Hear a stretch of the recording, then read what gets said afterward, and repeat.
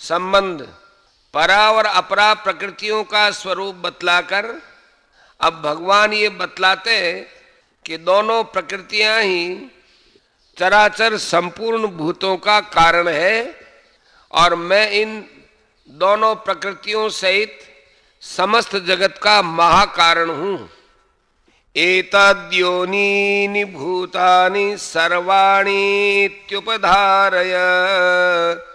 अहम कृष्णस्य जगतः प्रभवः प्रलयस्तथा। हे अर्जुन, तू ऐसा समझ कि संपूर्ण भूत इन दोनों प्रकृतियों से ही उत्पन्न होने वाले हैं और मैं संपूर्ण जगत का प्रभाव तथा प्रलय हूँ, अर्थात संपूर्ण जगत का मूल कारण हूँ। प्रश्न, यहाँ सर्वाणी विशेषण के सहित भूतानि पद किसका वाचक है तथा अपरा और परा ये दोनों प्रकृतियां उसकी योनि कैसे है?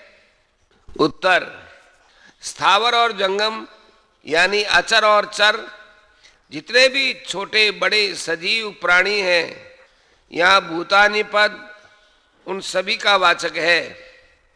समस्त सजीव प्राणियों की उत्पत्ति, स्थिति और वृद्धि इन अपरा माने जड़ और परा माने चेतन प्रकृतियों के संयोग से ही होती है। इसलिए उनकी उत्पत्ति में ये ही दोनों कारण हैं।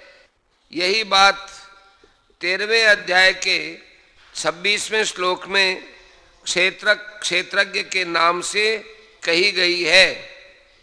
प्रश्न, संपूर्ण जगत किसका वाचक है तथा भगवान ने जो अपने को उसका प्रभाव और प्रलय बतलाया है उसका क्या अभिप्राय है?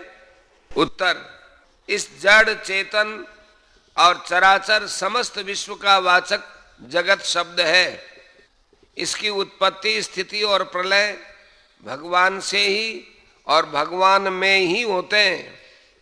जैसे बादल आकाश से उत्पन्न होते हैं, आकाश में रहते हैं और आकाश में ही विलीन हो जाते हैं तथा आकाश ही उनका एकमात्र कारण और आधार है, वैसे ही ये सारा विश्व भगवान से ही उत्पन्न होता है, भगवान में ही स्थित है और भगवान में ही विलीन हो जाता है।